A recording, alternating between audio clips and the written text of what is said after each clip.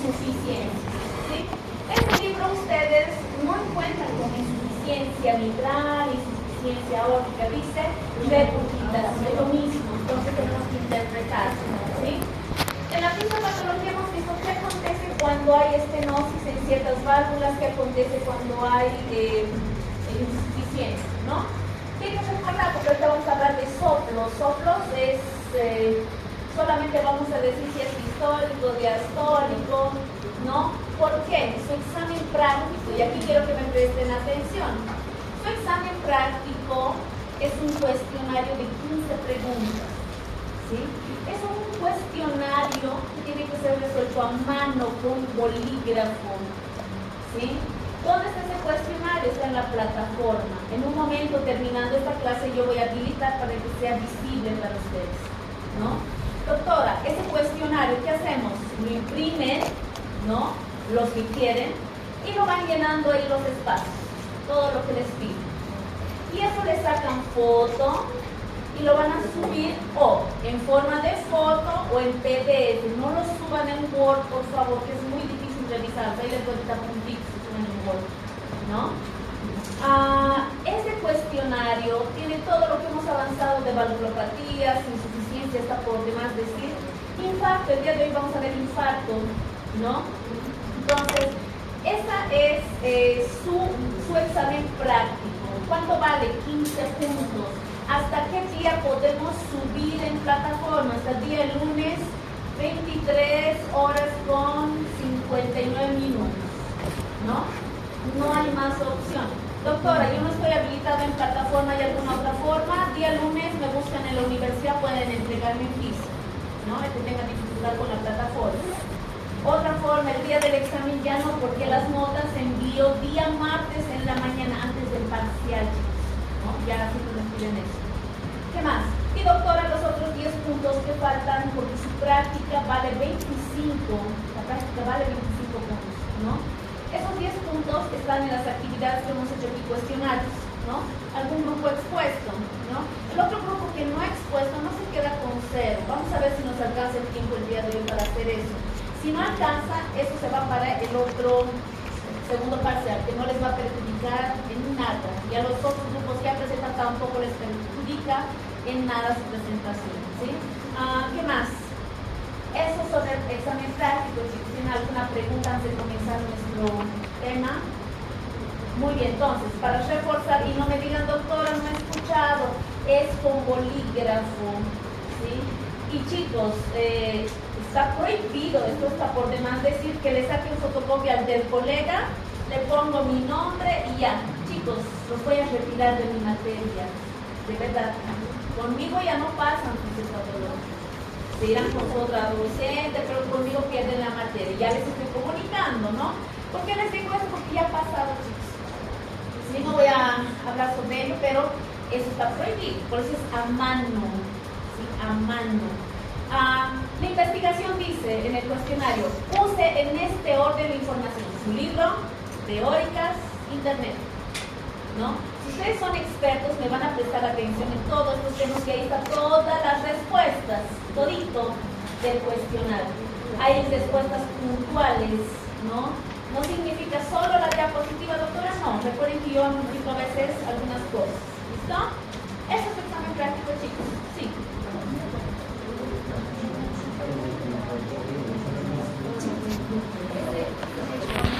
Ahora, chicos, hay un cuestionario, hay un cuadrito de valvulopatía. Doctora, tenemos que ver eso y no. Eso es para estudiar. Si ustedes se han adelantado, chicos, se han adelantado su examen práctico, ahí está esas respuestas. O sea, no es en vano, ay, me he matado, sino doctora, es, van a participar hoy. ¿Sí? ¿Listo? ¿Qué más? Otra pregunta.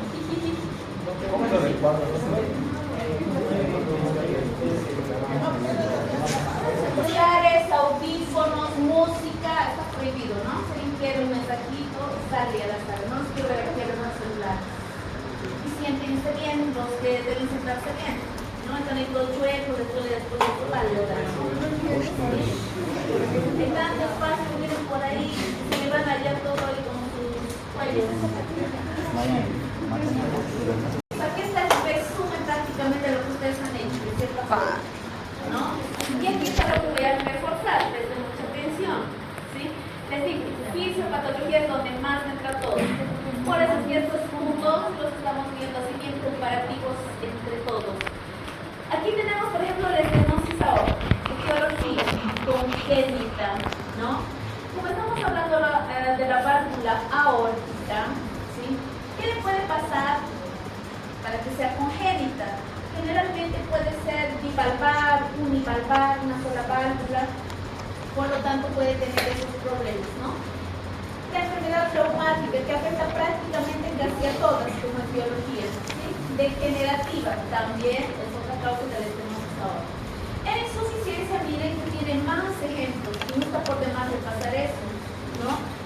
¿Quién de ustedes hubiera pensado tal vez antes, al inicio de su carrera, que la sífilis podría causar una insuficiencia aórtica? Una enfermedad de transmisión sexual, ¿no? Doctora, no solo afecta a los órganos sexuales y todo eso, y las otras enfermedades, no. También llega a afectar a nivel cardíaco y esto a nivel valvular. Entonces, una etiología que ustedes en nuestro medio, que no es tan raro como otras enfermedades colectivas, miren, es la sífilis, ¿no? Aquí hablamos de las infecciones, porque hemos dicho, ¿qué le puede pasar a una válvula para ser insuficiente si estaba todavía una infección, como son las endocarditis, ¿no? También puede estar ahí la disección aórtica, otra vez, enfermedad reumática, espondilitis anquilosante, trastornos del tejido conectivo. Aquí estaríamos hablando como el síndrome de Marfan, Ehlers-Danlos, que han debido repasar estos cuadritos, ¿no? A ciertas aortitis como la arteritis de Takayasu, sí, que hemos mencionado, ¿sí? La arteritis reumatoide, es una sesión, por favor. Y tenemos la estenosis mitral, ¿sí? Otra vez vean aquí, etiología reumática, calcificante, congénita y también por afección del colágeno vascular, ¿sí? Insuficiencia mitral, otra vez vean, la endocarditis presente, trauma, ¿sí? También, otra vez la enfermedad reumática, en este caso mancha aguda, puede ser espontánea, puede ser por isquemia. ¿Recuerdan que les dije? ¿Qué pasa si estos músculos papilares quedan isquémicos? Se rompen literalmente, necrosis, y estas válvulas quedan así, insuficientes, regurgitantes, ¿no? Y otras infecciones también como los abscesos de miocardio, ¿sí? Ahora, las manifestaciones, y eso es interesante que ustedes lo estudien. ¿Por qué? Porque se pregunta bastante. La fisiopatología y las manifestaciones están relacionadas. La anterior hemos sacado todo eso. Les dije, chicos, ¿ustedes qué creen que va a pasar? Sí, no, si lo han dicho. Ahora vamos a reforzar nada más, ¿sí? En estenosis aórtica, miren, tengo angina, síncope, disnea, ¿sí? Muchos autores han puesto el acrónimo SAD, S-A-D, SAD, triste en inglés, ¿no? SAD, ¿sí? Para recordar, ¿en qué estamos? Estenosis aórtica. ¿A qué se refiere? Angina, síncope, disnea. Doctor, esto que está aquí al lado, angina 5 años, síncope 3 años, disnea 2 años, ¿a qué se refiere? Se refiere a la sobrevida, ¿no?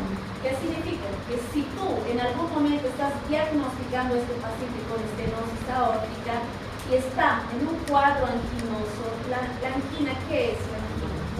Dolor torácico. Si este paciente está con dolor torácico, pero todavía no está con síncope, no está con disnea, se presume que tiene un pronóstico de 5 años. Y eso con tratamiento, chicos, ¿no?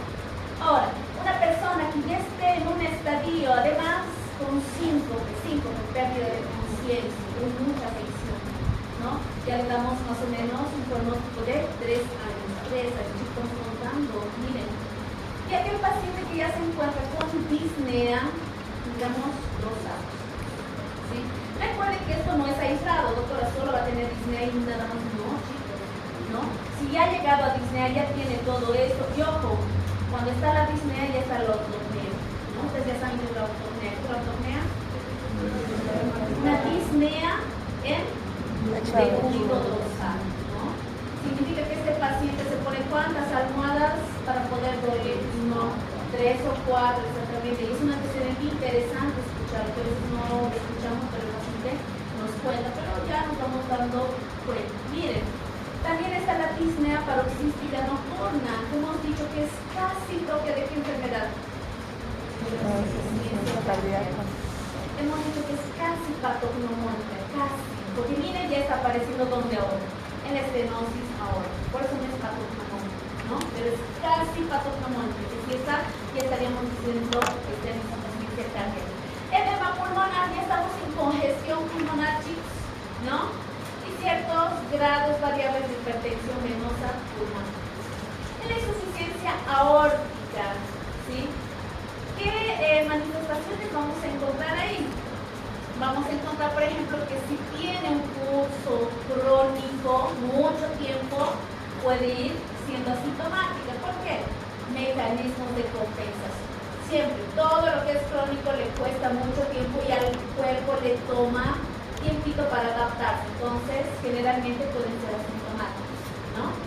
Aquí justamente van a tener una sintomatología, ustedes están viendo una S y una X, seguramente ya lo están viendo en, ¿cómo se llama esto? En semiología.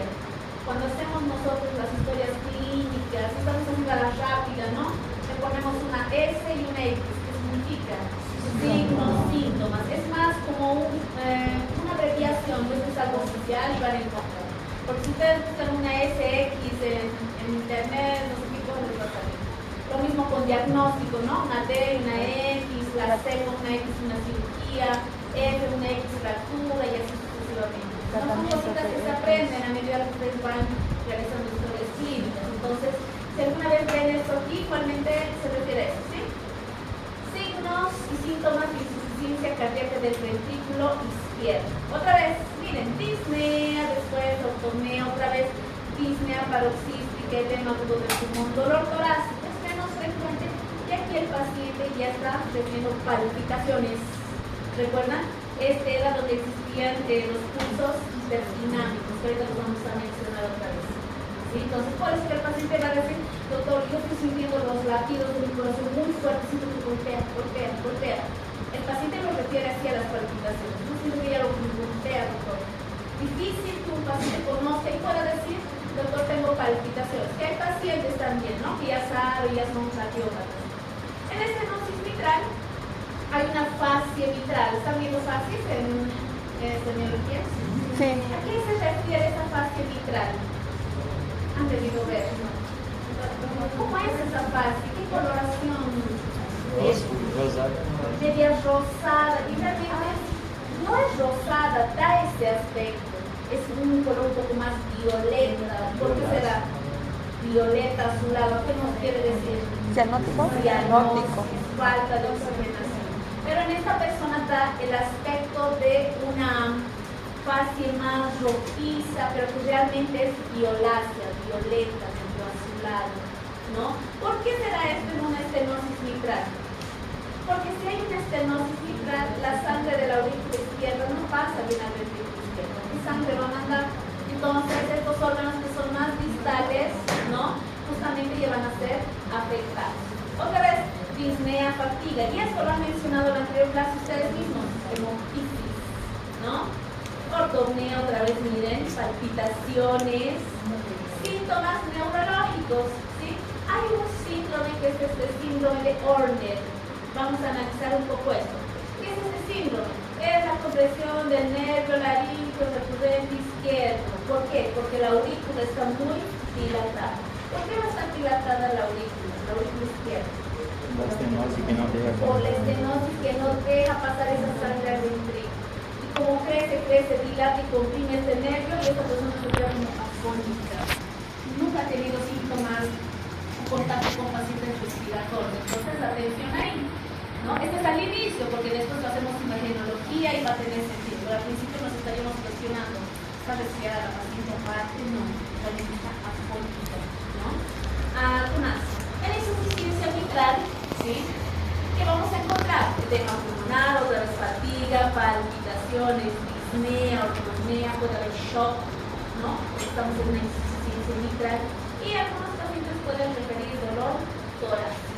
Ahora, les pregunto, ¿hay alguna manifestación que sea exclusiva de alguna valvulopatía y no esté presente en otra? La mayoría está. ¿Y la que predomina cuál será, por ejemplo? disnea, disnea, en la las fatiga, palpitaciones en la mayoría, ¿no? Entonces vean que no son Tautopnea. exclusivas, ¿no? O sea, yo no les puedo decir paciente con disnea y palpitación, estenosis, no.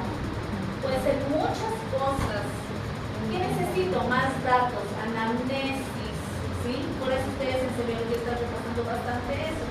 Que todo aislado, te pasa un electrocardiograma y doctora tiene un infarto y el paciente está tranquilo y no me duele nada, doctor, tranquilo, ¿sí? O un paciente que está sudando, se siente mal, está con un infarto, no tiene infarto, no le duele el pecho, no tiene dolor en el brazo izquierdo y sale un electroinfarto, ¿no? Entonces no hay nada exclusivo, no puedes evaluar por separado o laboratorio o solo síntomas, muchas veces tenemos que acompañar, ¿no? Ahora, en el examen físico, ¿sí? En el examen físico vamos a ver, por ejemplo, en la estenosis aórtica, miren las presiones que pueden llegar a manejar. Eso también puede ser como un pequeño dato chiquitito para ustedes. En la estenosis aórtica, miren, pueden manejar pulsos de 130 sistólicas, 100 diastólicos, 110, no parece nada raro, ¿sí? En cambio, en la insuficiencia aórtica, miren esto, 120 sistólicas, ya, todo bien, 40 diastólicas, ¿no? ¿No les está asombrando un poco la diastólica? 50, 40, recuerdan todo ese pulso, esos pulsos hiperdinámicos que mandábamos, ¿no? Y llegaba, entonces quita también la presión diastólica. Entonces, si ustedes se encuentran ante este tipo de pacientes, ya van a saber, es por insuficiencia aórtica, que tienen los pulsos hiperdinámicos que mandan cada eyección, ¿no? En la estenosis fetal, miren que también mantienen presiones bajitas justamente por la misma estenosis. En la insuficiencia fetal puede estar normal o poco afectada. No hay algo así característico que les llame mucho la atención, a diferencia de esta que es la insuficiencia aórtica. Muy preguntado y todo eso. Ahora, vamos a los soplos, ¿no? Doctora, ¿son soplos sistólicos, diastólicos? ¿Cómo son estos? Este examen práctico ustedes van a investigar muy bien la calidad de los soplos, ¿no? Conmigo vamos a ver si son sistólicos o si son diastólicos. Vamos a esta parte de aquí. Les explico. Cuando hablamos justamente de la sístole, nos estamos refiriendo a esto: sístole, eyección, diástole, llenado. Ahora, ¿sí? Si yo dijera protosístole, o digo, no, esto pasa, este soplo lo escuchas más en telesístole, ¿a qué se refiere? ¿Han visto ya soplos en semiología? no. Ya, entonces así bien breve. Todo esto dura la sístole, chicos, todo esto, sístole, o todo esto dura la diástole. Ahora, si yo quiero decir, esto está empezando al principio, con la sístole, al principio de la sístole. No, esto está empezando en el medio de la sístole. Esto está empezando en el final de la sístole. ¿Qué nombres le puedo poner? ¿No? Protosístole, mesosístole, telesístole. ¿Sí? Diástole, lo mismo. Si este soplo lo encuentras al principio de la diástole, protodiástole, mesodiástole, telediástole, al final. Principio, medio y final. Ahora, si dijera, y ustedes saben esto, ¿no? Si dijera, este es un soplo holosistólico, pansistólico, que es lo mismo. En todo, dependiendo, ¿no? En este caso, en todas las sístoles se va a escuchar el soplo. Pansistólico, ¿no? Holosistólico, es lo mismo. En nuestro libro creo que dice holosistólico, pansistólico en algunas valvulopatías, ¿sí? Eso es lo que quería aclararles para su investigación. Ustedes van a averiguar la calidad de los soplos. Si es el protosístole, mesosístole, telesístole, pansistólicos, cuáles serán. Esa es una de sus preguntitas que tienen en su examen práctico, que se cuestionar.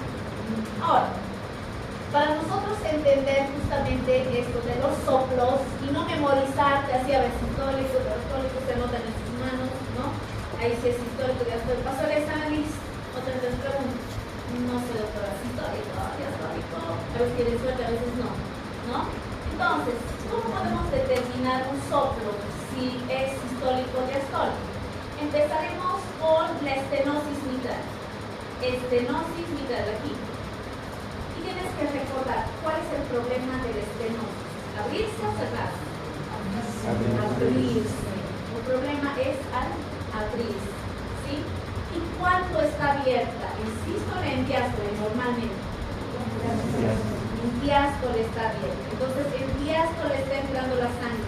Pero como está tan estrecha, ¿qué va a acontecer? Va a originar un ruido. ¿En qué? En diástole. Por lo tanto, este es un soplo diastólico. Y en la estenosis mitral, ¿sí?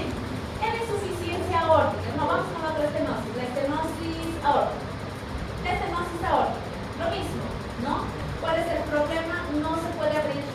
No se puede abrir bien. Ahora, ¿cuándo debería estar abierta? ¿En sístole o en diástole? Sístole. Está inyectando y tiene que estar abierto para que le deje pasar. Entonces, cuando haya las sístoles, se va a encontrar con este se va a golpear y va a originar un ruido, ¿no? Entonces, tenemos en la estenosis aórtica, por lo tanto, un soplo sistólico. ¿Sí? Ahora, ya no estenosis, una insuficiencia mitral, ¿dónde está? Aquí. En una insuficiencia mitral, ¿cuál es el problema? ¿Abrirse o cerrarse? Cerrarse. ¿Cuándo debería estar cerrado? ¿En sístole o en diástole? En sístole, doctora, debería estar cerrado, ¿sí?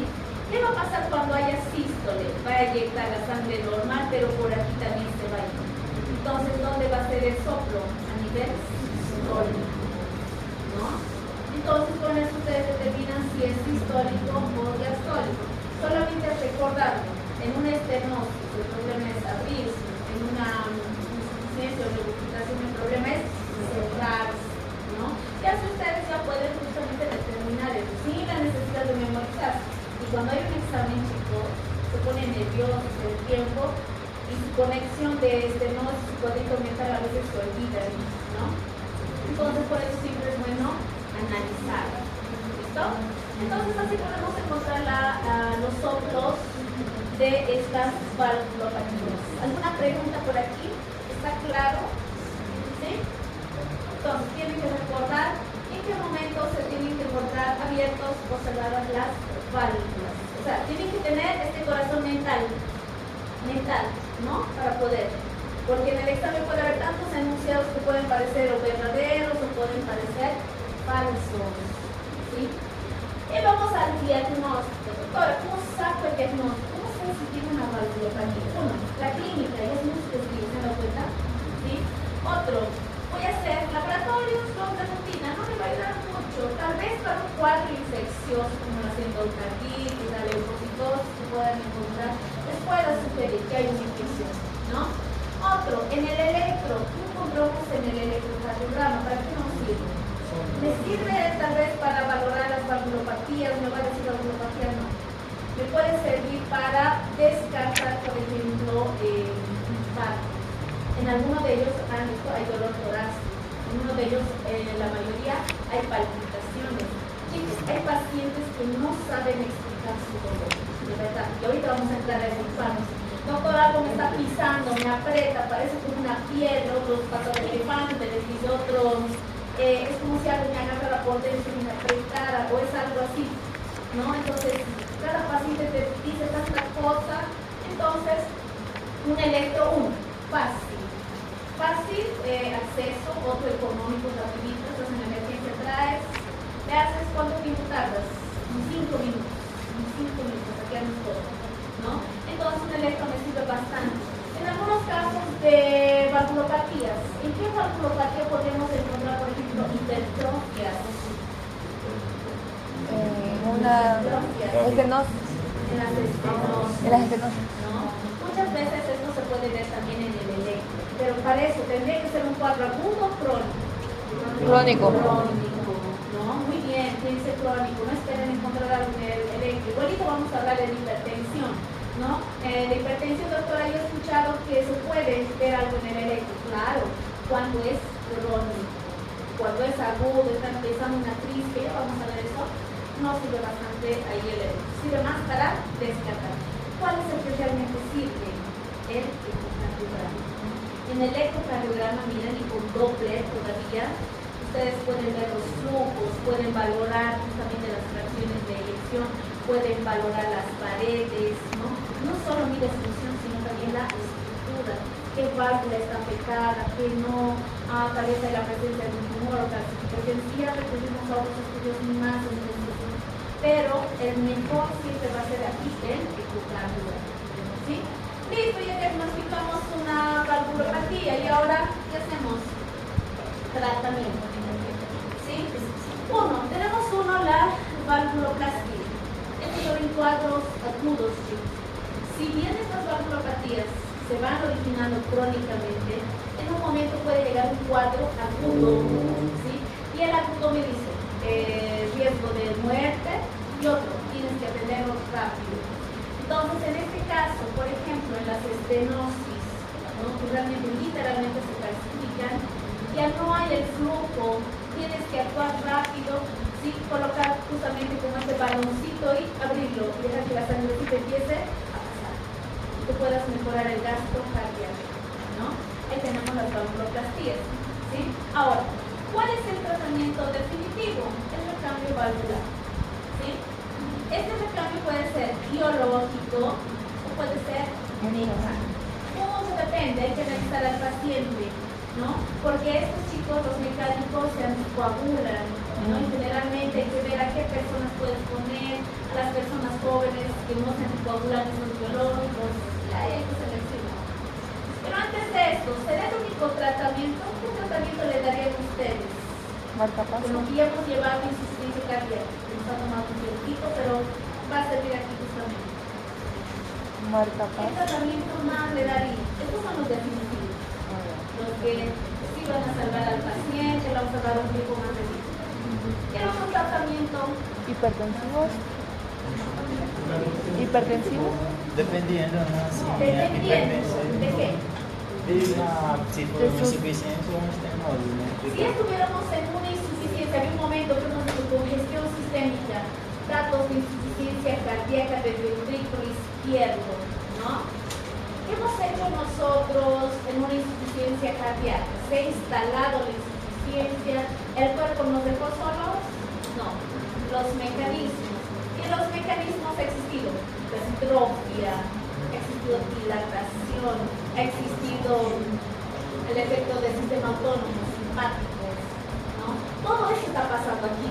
Todo eso ya está pasando. Entonces, doctora, mejoraremos el corazoncito. Ya le vamos a poner una valvuloplastía y vamos a bajar la frecuencia cardíaca que está muy acelerada. ¿Ya? ¿Qué más?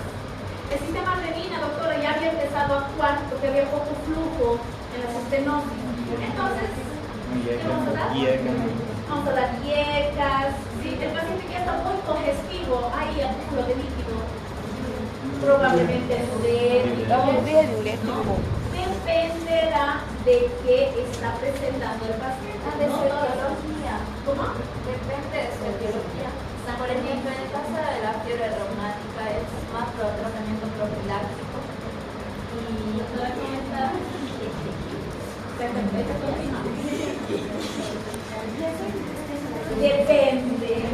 Depende de qué cuadro se está presentando. Los definitivos, chicos, biológico y mecánico. ¿De qué? El recambio valvular. ¿Sí? Es lo mejor cambiarle la válvula. Tú vas a tener que observar si es mejor biológico, mecánico. Hay otras indicaciones, chicos, que no es mucho el objetivo, ¿no? Para poder dar un tratamiento. Pero lo demás ustedes ya saben, ¿no? Si está activado el sistema renina angiotensina, pues van a dar dietas. Si hay congestión sistémica pulmonar, van a dar diuréticos. Si el corazón estuviera muy acelerado, el paciente está crítico, vamos a dar beta bloqueantes. Y ahí nuestro tema de infarto, ¿sí? ¿Qué preguntitas tienen?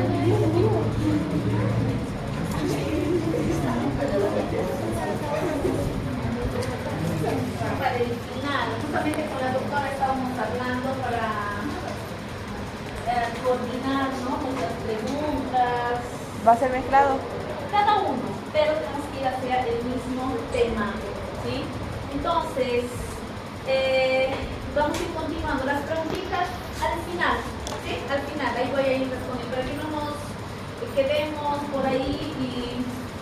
podemos retrasar. Chicos, en arteriopatía coronaria estamos hablando de infarto. Chicos, este tema es muy importante. Justamente he seleccionado lo que ustedes tienen que saber como médicos generales, porque ustedes van a atender a estos pacientes. Pueden tener en casa alguien con infarto, puedes reconocerlo. ¿Qué vas a hacer? Estás en casa, todavía no estás en el hospital. ¿Puedes hacer algo en casa o no? Vamos a ver eso, ¿no? Y eso ya ustedes saben formas de prevenir ciertos eventos mucho más graves, ¿no? Para eso justamente, miren, tenemos lo que es la irrigación, ¿no? Tenemos que saber cómo está irrigado el corazón, las coronarias, nosotros volvemos a anatomía, sus ramas, las caras del corazón, ¿no? Y ahí justamente tenemos diferentes términos. Miren, tenemos la enfermedad coronaria, que es una enfermedad producida por los efectos de la acumulación de placas ateroscleróticas en las arterias coronarias. Placas, ¿sí? ¿Será que solo la existencia de la placa puede originar un infarto? No. Necesita desprenderse, lesionar, formar trombos, tapar. Ese es el infarto. Entonces se llama agudo de miocardio, ¿no? Y después tenemos la isquemia miocárdica, que cuando existe esta obstrucción va a entrar en un proceso isquémico, que significa la disminución del flujo sanguíneo, ¿no? Estamos hablando justamente de las coronarias o sus ramas. Y cuando ya hablamos propiamente de infarto, infarto es sinónimo de necrosis, ¿no? Vamos a ver un tejido necrótico. ¿Y de qué depende? Depende de cuál arteria está afectada, si es la izquierda, si es la descendente anterior, si es la circunfleja, si es la coronaria derecha, de sus ramas, muy diferente, ¿no? Porque ustedes saben, justamente hablando un poquito más de la derecha, que es muy importante también, ¿qué es lo que va a controlar su irrigación? Que si le quitamos su irrigación, le tapo aquí, en la coronaria derecha, ¿qué efectos puedo tener? El corazón late muy rápido, ¿será un mecanismo? ¿Por qué no? ¿Y eso por qué? Es que hay una isquemia en la parte anterior y es por eso que el músculo no está funcionando bien. No es por eso. No, es de esta parte. No es de cerca del nodo, no, sino acá. ¿Qué pasa si yo obstruyo a la coronaria derecha, su raíz, en el inicio?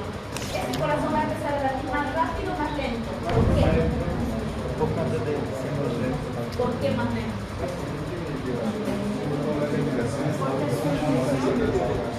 ¿Y si no tiene irrigación?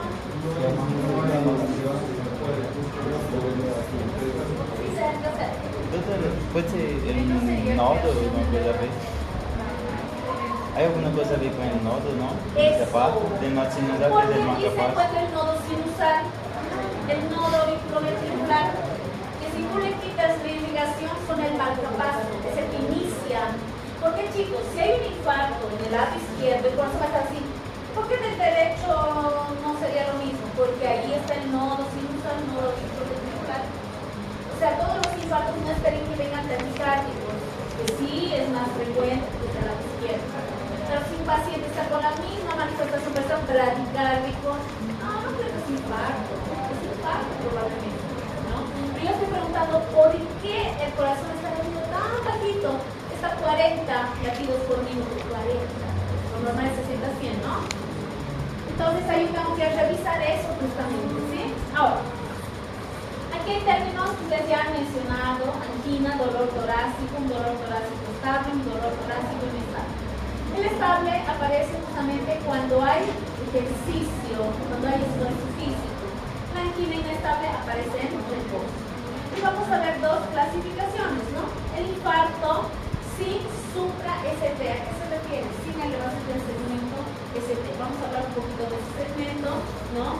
Y hay un infarto con elevación del ST. Sin elevación del ST o una elevación. Doctora, ¿cuál relación infarto? Dejen de jugar, no quieren ser respuesta lista, está prohibido filmar. ¿Cuál es? Por favor. Está prohibido filmar, ¿va? Porque están hablando, están distraídos, voy a ver el video. Desde ahora ya no se puede filmar. Grabar tal vez, audio, filmar no. Entonces ahí tenemos los conceptos, ¿sí? Síndrome coronario agudo. Ahí está su trabajo también. Hay una pregunta que dice: mencione dos definiciones. disfonía miocárdica aguda y o infarto, debido a una reducción abrupta del flujo sanguíneo coronal. Esa es la definición que existen en muchos libros. ¿Cuál es la definición que manejamos más? Es un dolor torácico de más de 20 minutos de duración, que no se detiene este dolor con reposo ni con nitratos. Te doy nitratos, nitroglicerina, que ya vamos a hablar, no cede. ¿Qué es? Ese es un síndrome coronario, ¿no? Uno es la definición que se maneja en libros, la entendemos, pero en la vida real es eso, el dolor torácico que dura más de 20 minutos y no cede con reposo. Está tranquilo, pero no me sigue doliendo igual los cosas, ¿no? Entonces hay que sospechar. En la etiología, están viendo bien marcado en rojito, es la aterosclerosis. Están viendo ustedes, todo esto es la placa de ateroma amarillo, ¿no? Esa placa de colesterol bien establecida. A medida que aumenta todo esto, disminuye la luz, ¿sí? Entonces, esto vamos a ver en la fisiopatología que puede ser una placa estable e inestable. Hay una pregunta en su cuestionario, dice, ¿cuál es la diferencia entre una placa estable e inestable? Ahora lo vamos a ver, ¿no? Esa es la causa principal. Y con eso también, chicos, está relacionada la hipertensión. Ahora, espasmo, el embolismo y alteraciones crónicas pueden darnos infartos. El espasmo, sin ir muy lejos, ustedes seguramente lo van a investigar más. Aquí tenemos a los pacientes que usan cocaína. Paciente joven de 20 y tantos años con dolor torácico agudo, no me duele su brazo izquierdo. No tiene infarto, es muy joven, puede ser un infarto. Solamente que por efectos de la cocaína. ¿Qué hace? Efecto vasopresor. Todos los vasos están vasocontraídos, ¿no? El manejo es diferente, investiguen más sobre esto, ¿no? Pero hay un infarto de personas jóvenes, ¿sí? Y puede ser justamente por eso. Por eso debemos revisar muy bien al paciente, antecedentes, ha consumido algo antes, no solo tratarlo, ya traigan esto diferente. En este tema estamos como en un momento, chicos, de una emergencia, ¿no? En las valvulopatías estábamos como consulta médica, puedes ir al consultorio, que te revises porque tengo algo, o una emergencia, cuadros agudos. Aquí realmente es una emergencia. Esto no estás en tu casa tranquilo, voy a ir ahorita al cardiólogo, mañana no. Esto, llévame al médico ahora, ¿no? Porque está doliendo, es un cuadro bien angustiante, ¿sí? Aquí, por ejemplo, veamos un poquito. ¿Qué pasa en el infarto? Hay mucha demanda de oxígeno, pero hay poco oxígeno, ¿sí? Miren, aquí justamente estamos a nivel de un vaso sanguíneo, nos están mostrando las túnicas, ¿no? El endotelio, miren qué bonito está ahí, todo bien. Pero aquí nos están mostrando los elementos sanguíneos, cerdas sanguíneas están pasando, ¿sí? Y en la circulación sanguínea hay mucho colesterol, mucho, ¿sí? Y este colesterol cuando es excesivo se empieza a guardar, a depositar. ¿Dónde? Vamos a guardar en el endotelio. Listo, se está ingresando, miren ahí. ¿Cómo ingresa? Se guardan de a poquito, no pasa nada, esto es crónico, son años. ¿Sí? Miren cómo se está formando aquí la placa de ateroma. Y vean este pequeño endotelio ahí, esa túnica, bien delgadita. La placa sí es gigante, está ocupando espacio. Vamos a exagerar, chicos, ya 50%. ¿Sí? Aquí, ¿cómo están las presiones elevadas? Vamos a generar una hipertensión, miren. Y esto estamos hablando a nivel de las coronarias. Y doctora, ¿pasa lo mismo en otras partes? Claro que sí. Pero estas como son de calibre pequeño, miren. ¿Qué ha pasado aquí? Se ha roto, placa inestable. Y ahí vienen justamente las plaquetas, viene la agregación plaquetaria. Porque estamos reparando este lugar de lesión. Miren, hay un coágulo y ustedes saben que plaquetas, eritrocitos se empiezan a unir trombo y listo, se tapó. Cuadro agudo, ¿no? ¿Qué ha originado este cuadro agudo? La ruptura de la placa. Al principio la placa crecía, no pasaba nada. El paciente va a hacer ejercicio, se cansa, descansa. Esto es mejor. Camina un poco más, se cansa, descansa, tranquilo. Pero hay un momento que tal vez estás en un ejercicio y esa plaquita inestable. ¿Por qué es inestable? Porque la cubierta que los recubre es muy delgada. Y como la sangre pasa a grande presión, la sangre a grandes presiones lastima y se desprende. Y ahí empieza el fenómeno trombótico. Eso es lo que mata al paciente. No es la plaquita que crece, es la placa que se rompe. generan los trombos, ¿no? Entonces, este fenómeno es agudo. Cualquier persona que diga, doctor, tengo un dolor en el pecho, justo puede ser que se esté infarto. Puede ser que ya tienen cuadros anginosos, en el reposo o durante el ejercicio, ¿no? Pero en casa justamente aconteció eso, le duele el pecho, está esperando que alguien lo lleve, está muy mal, ¿no? Entonces, ahí vamos a ir nosotros nuestro abordaje. Doctora, ¿qué puedo hacer para que no haya ese fenómeno trombótico? ¿No? ¿Qué voy a hacer? Anticoagulación, voy a hacer antiagregación plaquetaria, ya vamos a ver un poquito en el tratamiento. Ahora, como hemos obstruido, literalmente no pasa más sangre. Y dependiendo al vaso sanguíneo que esté irrigando alguna cara del corazón, esa cara va a entrar en isquemia. Si no haces algo a tiempo y destapas, va a entrar a necrosis.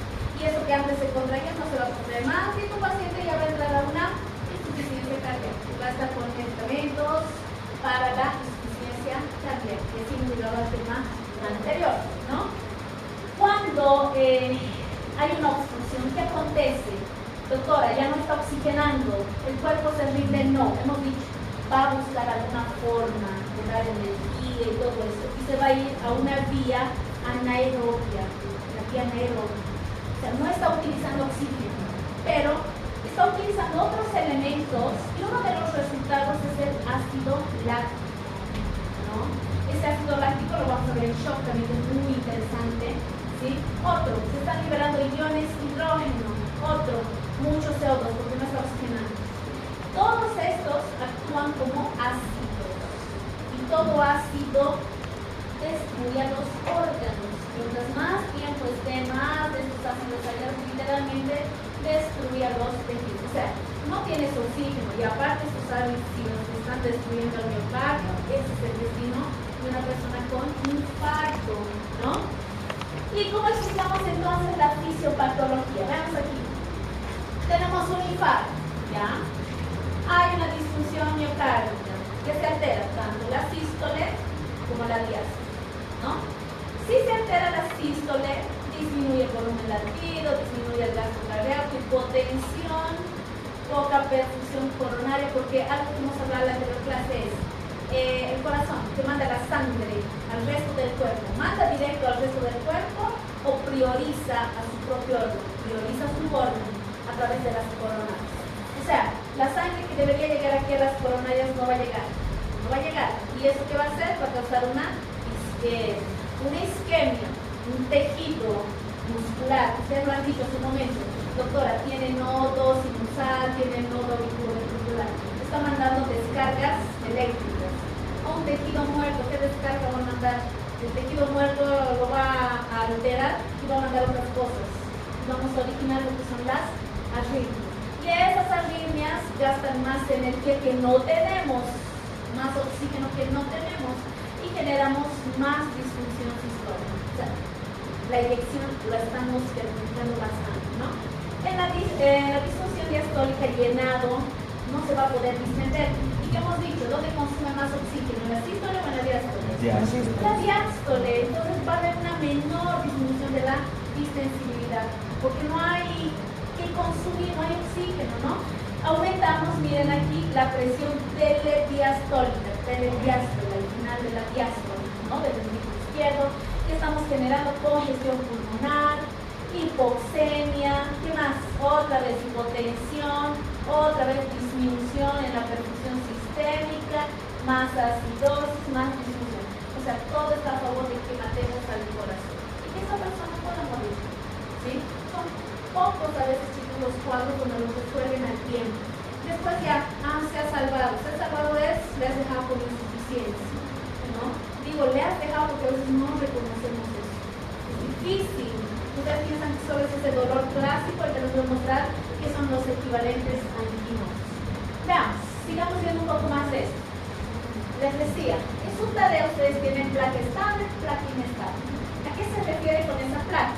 Esa placa de ateroma estaba en las coronarias, puede estar en cualquier otro vaso sanguíneo. Entonces, cuando estamos hablando de infarto, estas placas están en las coronarias, los usamos, ¿no? Si ustedes ven aquí una placa estable, miren, placa estable, ¿sí? Aquí hay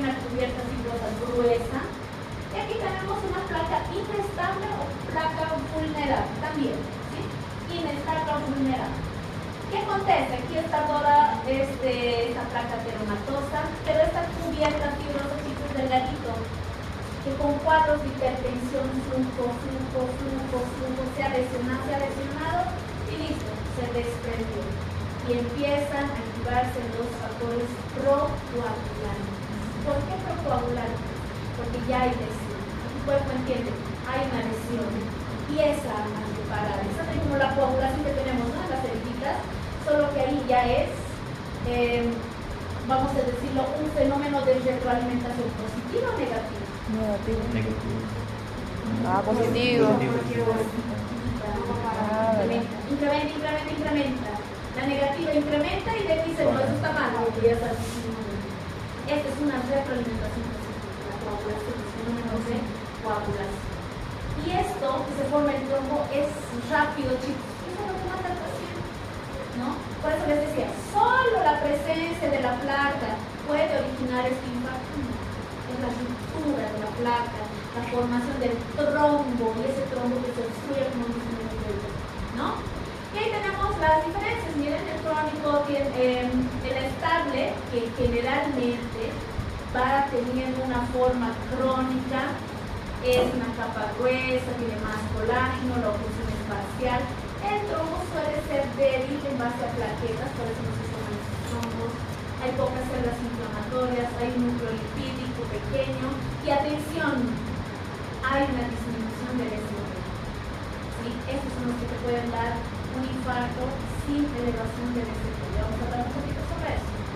Y aquí en la aguda capa delgada, ¿no? Hay una actividad grande proteolítica, ¿sí?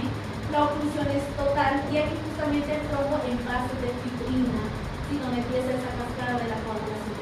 Hay gran cantidad de actividad inflamatoria, este núcleo lipídico es muy grande y sí hay elevación del cemento SMR, ¿sí? Ahora, aquí vamos a ampliar un poquito, se puede ver. Esto se ha modificado. Hace tiempo se manejaba otra forma en la mente. No lo voy a mencionar para que no se conozca, ¿sí?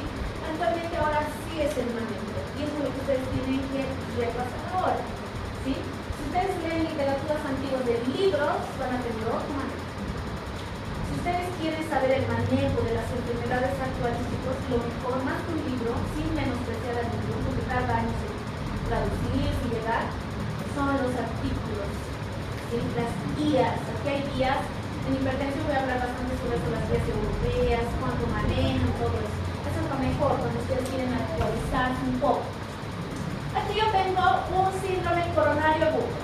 ¿Cómo está mi electro? Atención, está con dolor torácico el paciente, estoy sospechando infarto. Hazle un electro rápido, le haces un electro normal. No hay nada, no hay elevación del ST, está todo normal.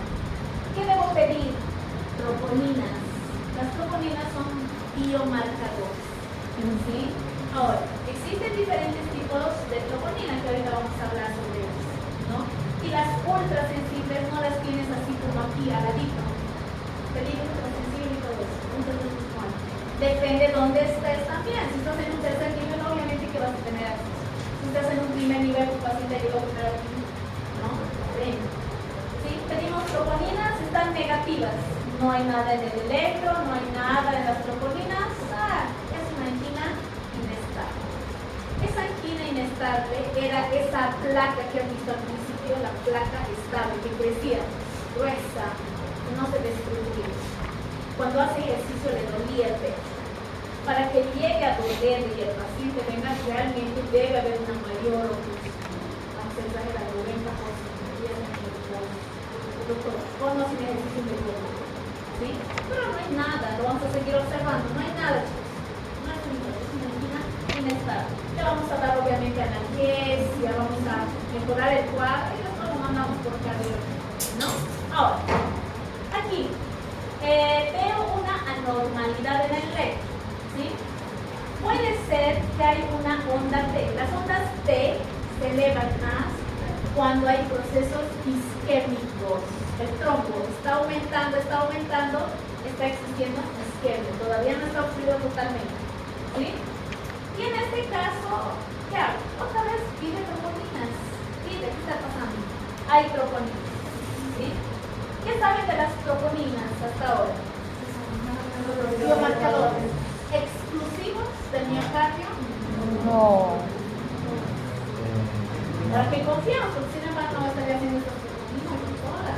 Ah, no. Claro, Entonces, no son exclusivos del miocardio. Les voy a mostrar algún ejemplo para que ustedes puedan entender la magnitud. Ahí. Tenemos entonces las troponinas positivas. Hay lesión. Entonces, ¿qué es esto? Es un infarto agudo del miocardio sin elevación del segmento. ¿Qué he tenido que tener para decir que es un infarto sin tener el electro alterado? Las troponinas. ¿Sí? Ahora, aquí. Le he hecho un electro, el paciente muy sintomático, listo. Tiene una elevación del segmento ST. Listo. ¿Tiene infarto, sí o no? ¿O necesito troponinas? No necesito. Listo. Es un infarto y trátalo como un infarto. ¿Sí? Doctor, entonces no vamos a pedir troponinas. No hemos dicho eso. Vamos a pedir troponinas. ¿Sí? Vamos a pedir. Pero no necesito a la troponina si está elevado el segmento ST. Y no estoy analizando un electro cualquiera, chicos. No es de un paciente sano, joven, puede ser que esté elevado, es de troponinas. No. Es un paciente que está con un cuadro, su digestivo está mal, cumple los factores que ahorita les voy a mencionar de edad, mayor a 65 años. Varón, tiene diabetes, tiene hipertensión y tiene un ST elevado, es un infarto. ¿No? Pero doctor, ¿cómo lo a jóvenes que hacen uso de cocaína? Sí, claro, en ese paciente, atención, en un paciente que ha consumido cocaína, tiene elevación del segmento ST. ¿Tiene un infarto sí o no? ¿Tiene un infarto sí o no? Pero a veces así, cuando... ¿Sí o no? sí, Sí, es un paciente, sí tiene. pero su causa no es la placa. Sí. El electro nunca te dice eso de la placa, te dice que está obstruido totalmente. ¿Sí? Y un paciente que ha consumido cocaína, la sobredosis se tienen los pacientes, ¿no? Literalmente, chicos, los vasos están en vasoespasmo, está obstruido, coronarias. ¿Sí? Y en el electro, en estos pacientes jóvenes, atención, va a venir un paciente intoxicado, dolor torácico, ya sospecho, le hago un electro rápido. Y en el electro, chicos, tiene elevación del segmento ST. ¿Sí? Tiene un infarto. Tiene un infarto. Solo que este infarto agudo de miocardio no es de origen arteriosclerótico. No es de origen arteriosclerótico. ¿Sí? En estos, ¿sí? Son los que sospechamos que hay enfermedad arteriosclerótica, pero no estamos hablando de que el trombo se ha desprendido. En este sí. Y en este que está originando la oclusión total. ¿No? Entonces, ¿qué va a pasar cuando tengan un paciente con intoxicación? Con cocaína, muy aparte de los laboratorios, dolor torácico, la frecuencia cardíaca está prácticamente una taquicardia terrible, ¿no? Y otra cosa, probablemente, no digo que no todos los pacientes son iguales, probablemente no tenga factores de riesgo, ¿no? Quien lo trae o si él puede hablar en este momento, ¿no? Fumas, ¿qué haces? Todo esto, no tiene factores de sobrepeso, obesidad, tal vez no fuma, ¿no? Si no tiene todo esto y es joven, lo más seguro es que sea un infarto por esta sensación, ¿no? Un efecto adrenérgico, ¿sí? ¿Qué duda tienes? Por ejemplo, hay muchos casos que se desarrolla con las partículas que hablan que el infarto en jóvenes es peor cuando es anciano. Entonces, pero no, eso no sería ley para todos los que vamos a cocaína, ¿no? Para toda persona que consume grandes cantidades, no es de una cantidad mínima, ¿no? Porque cantidades mínimas crean euforia y otros efectos, pero cada persona reacciona diferente. Pero jóvenes que también lo usan también puede estar. Ahora, si fuera una persona adulta que está consumiendo esta sustancia y tiene factores de riesgo, me puede confundir, ¿no? Puede confundir. Ya, pero en el manejo, ahorita vamos a ver un poquito el manejo, nos va a ayudar un poco porque nos va a decir que está obstruido o nos va a decir que no está obstruido. ¿Sí? Ahí vamos a ver. Sí. ¿Cuándo tenemos que? Sacar una prueba de eso. Ya. ¿Cuándo tienes que hacer un electro? Siempre. Siempre. Y eso está como que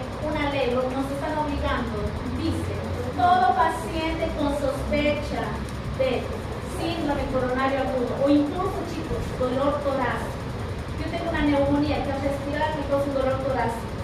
No es muy claro.